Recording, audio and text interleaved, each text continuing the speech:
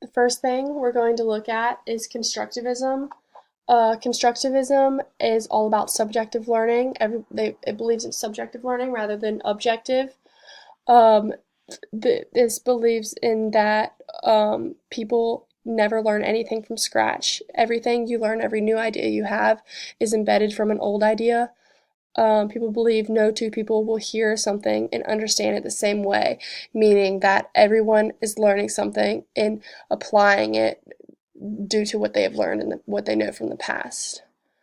You can learn more about that and the key concepts on this website.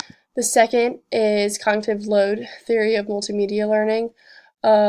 This is a lot to do with how we process information, has to do with schema theories. There are three types of cognitive load theories: extraneous cognitive load, which is how material is presented; intrinsic cognitive load, which is the complexity of the material; and germane cognitive load, which is building new schemas. The third is cognitive theory of multimedia learning. This says about how people learn more deeply from words and pictures than words alone.